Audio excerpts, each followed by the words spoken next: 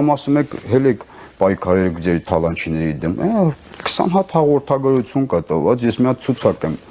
ինտերնետ գցել համացանց, այդ ցուցակներից բացի շատ ցուցակներ կան, այստեղ էլեկտրոնացված քննչական կոմիտեում, գործեր հարուցեք, բացարձակ թալանել են, գործերը հարուցեք, բռնեք այդ թալանչիներին, որ մարդիկ հասարակ ժողովուրդը հասկանան, որ ով է թալանչին, ով չէ, թե չէ մարդիկ գիտեն, թե բոլոր ղարաբաղցիները թալանում են զբաղված, բոլորը բեսանտ հարուստ են, հասկանում եք, բոլորը քոչայանական սերժական են, բայց խեղճ արցախցիները կյանքում ոչ քոչայան են ընտրել, ոչ սերժ են ընտրել, հասկանում եք։ Ու ցավալին այն է, որ հիմա ես խոսում եմ, չէ,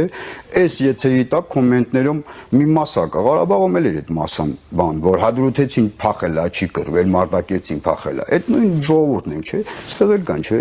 բայց երկրի ղեկավարը իրանք չպետք է թույլ տա այդ մեկ, երկրորդն էլ, եթե մենք մնայինք Արցախում, մի հատ մասա կա, կասեին մնացել եք Թուրքիայի հետ ապրում եք,